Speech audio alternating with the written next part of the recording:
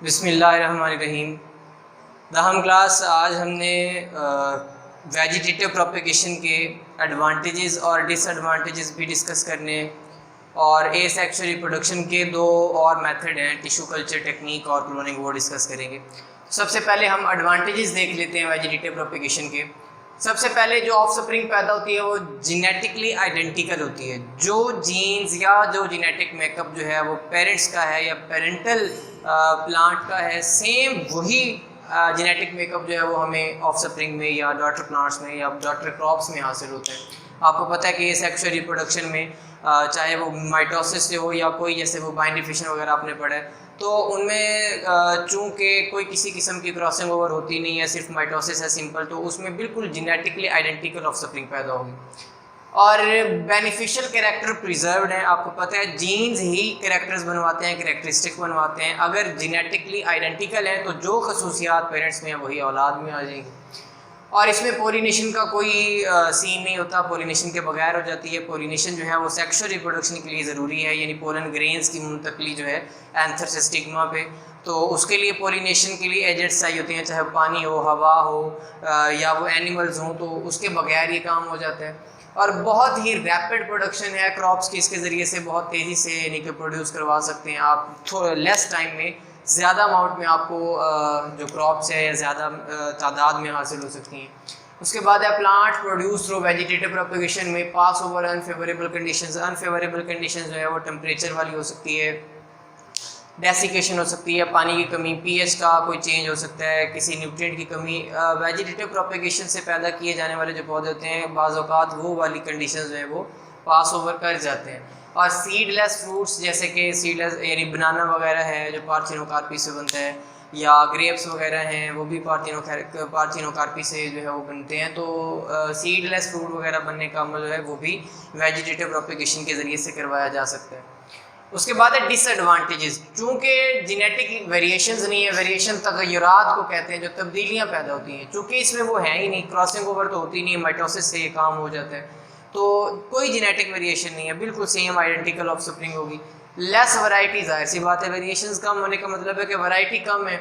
और species with same genetic makeup is at a risk of any genetic disease and it can destroy the whole plant crop. अगर कोई genetic disease आ गई है तो अगर वो एक प्लांट को इफ़ेक्ट करती है, इट मीन्स कि सबका जेनेटिक मेकअप सेम है, तो सबको बीमारी हो जाएगी।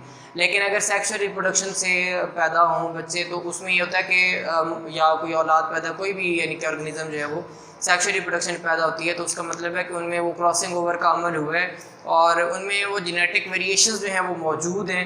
अगर कोई जेनेटिक डिजीज़ वालिदैन की 4-5 यानी कि औलादें हैं, 4-5 बच्चे हैं, तो उनमें से एक को होगी है, बाकियों को नहीं हुई, इट मीन्स कि वो जेनेटिक मेकअप में डिफरेंस आ गया उनमें वो क्रॉसिंग ओवर की वजह से, तो बीमारियों का जो चांस है वो कम हो जाता है। लेकिन यहाँ पे वो बढ़ जाता है, यानी कि वेजिटेटिव प्रोपेगेशन के डिसएडवांटेजेस और एडवांटेजेस।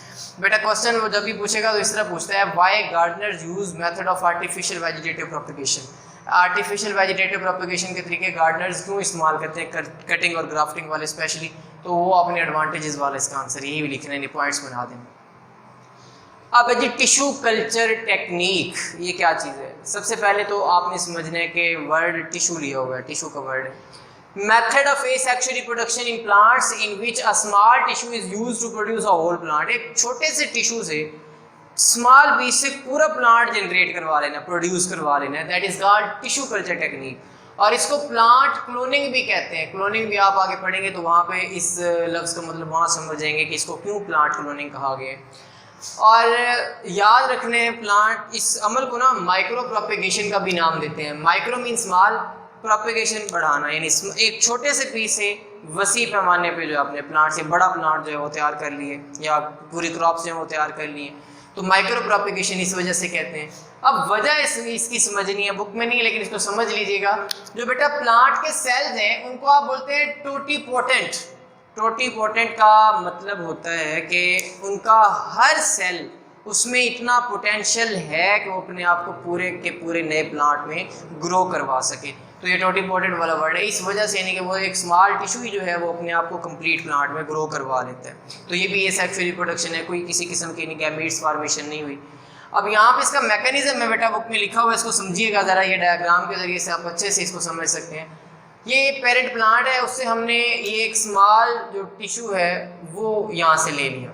ये स्मॉल टिश्यू हमने रखा एक न्यूट्रिएंट मीडियम में। न्यूट्रिएंट मीडियम में मुख्तलिफ़ किस्म के न्यूट्रिएंट्स, प्रोटीन, वाइटामिन वगैरह या अमाइनो एसिड, ETC, मुख्तलिफ़ किस्म के जो साल्ट्स वगैरह या अमाइनो एसिड मिनरल्स वगैरह चाहिए थे वो हमने इसमें शामिल की।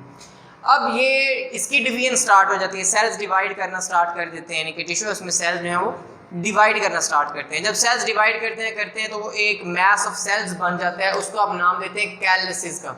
एक यानी कि एक उभरा हुआ है बड़ा सा यानी कि मैस ऑफ सेल्स बनते हैं, जिसको आप कैलसिस का नाम देते हैं।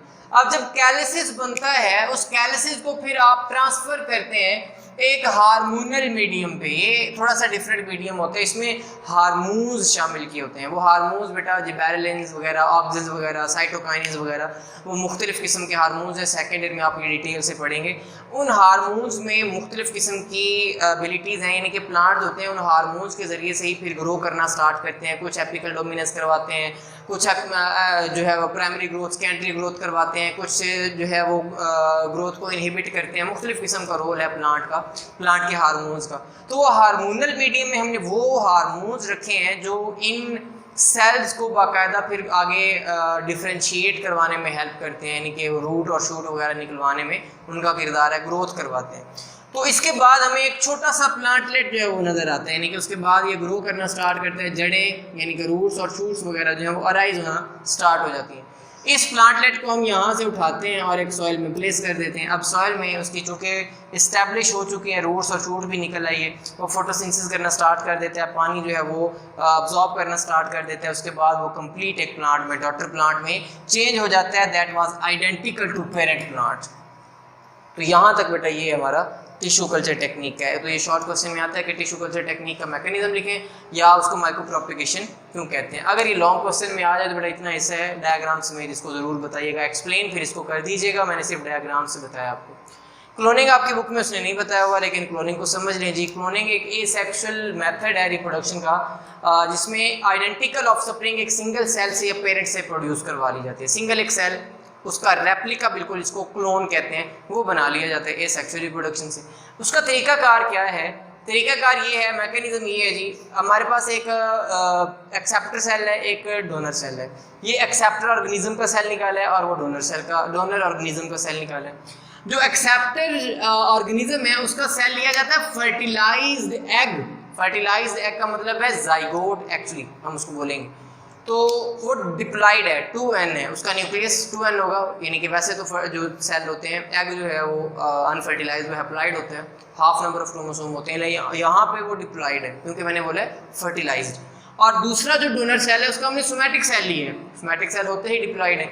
अगला स्टेप हमारा ये होगा कि दोनों के हमने न्यूक्लियाई रिमूव कर लेने, निकाल देने, उसका भी न्यूक्लियस निकाल देना है, इसका भी न्यूक्लियस निकाल देना है। अब ये खाली पड़ा है, इसके उस न्यूक्लियस की जगह पे हमने डोनर सेल का, सोमैटिक सेल का जो डिप्लॉइड न्यूक्लियस था वो इसमें प्लेस कर रहे हैं। जब हमने वो यहाँ पे रखा है उसके बाद ये न्यूक्लियस पूरा उसी सेल को सारी डायरेक्शंस ये न्यूक्लियस देगा, और जो आगे उसकी डिवीजन होगी आगे जाइगोट के बाद, यानी कि उसने जो एम्ब्रियो बनना है उसके बाद उस एम्ब्रियो को एक सूटेबल वॉर्म में रखा जाता है, उसकी पूरी डेवलपमेंट होती है। तो उसकी कैरेक्टरिस्टिक एग्जैक्टली डोनर ऑर्गेनिज्म की तरह होगी जिससे हमने वो डोनर सेल लिया था। तो ये क्लोनिंग का तरीकाकार है और ये जो है हमारा टिश्यू कल्चर टेक्निक है। तो यहाँ तक बेटा आपने ये याद रखना है। नेक्स्ट सेक्सुअल रिप्रोडक्शन इंशाल्लाह जो प्लांट्स में है वो अगला टॉपिक है हमारा, स्टार्ट करेंगे। अल्लाह हाफिज़।